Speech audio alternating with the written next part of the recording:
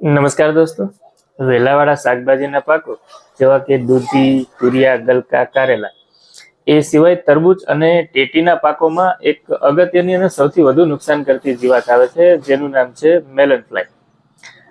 સામાન્ય ભાષામાં આપણે એને ફળમાખીના નામે ઓળખીએ છીએ.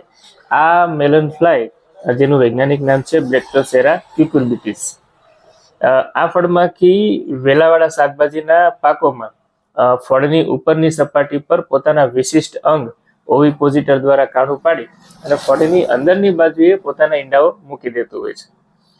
આ ઈંડામાંથી નીકળતા મેગટ્સ ફળની આજુબાજુમાં રહેલો પલ્પ ખાય અને મોટા પ્રમાણમાં નુકસાન પહોંચાડતું હોય છે. એના નુકસાનને લીધે ફળ વિકૃત બની જતા હોય અને એના બજાર ભાવ પછી યોગ્ય મળતા નથી. એટલા માટે આ જીવાતનું નિયંત્રણ કરવું ખૂબ જરૂરી છે. આમ તો આ જીવાતની નુકસાન કરવાની વિશિષ્ટ ખાસિયતના લીધે એના પર ઇન્સેક્ટિસાઇડ એટલા કારગર નીવડતા નથી. એટલા માટે આ જીવાતને નિયંત્રણ કરવા માટે ફેરોમેન ટ્રેપ્સ અને નીમ ઓઇલ વાપરવાની ભલામણ કરવામાં આવે છે.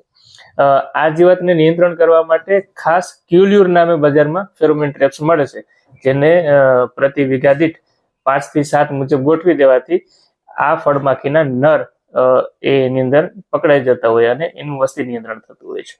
એની સાથે સાથે ફળ આવવાની શરૂઆત થાય ત્યારથી જ નીમ ઓઇલના છંટકાવ શરૂ કરી દેવા જોઈએ. નીમ ઓઇલના છંટકાવ કરવાથી બે ફાયદા થાય. એક તો આ જીવાત છે એ પોતાના ઈંડા મૂકવાનું પસંદ કરતી નથી, અને બીજું એ થાય કે આ નીમ ઓઇલના છંટકાવના લીધે આ જીવાતની પ્રજનન ક્ષમતા માં વિક્ષેપ પડે છે, જેથી પણ એનું વસ્તી નિયંત્રણ થતું હોય છે. સો આ જીવાતને કંટ્રોલ કરવા માટે ફેરોમેન ટ્રેપ્સ અને નીમ ઓઇલ વાપરવા જોઈએ, જેથી આ જીવાતના નિયંત્રણમાં સારામાં સારું બેનિફિટ મળી શકે. આ સિવાય આપને આ જીવાત વિશે કઈ વિશેષ માહિતીની જરૂર હોય તો આપ અમારો સંપર્ક કરી શકો છો. ધન્યવાદ.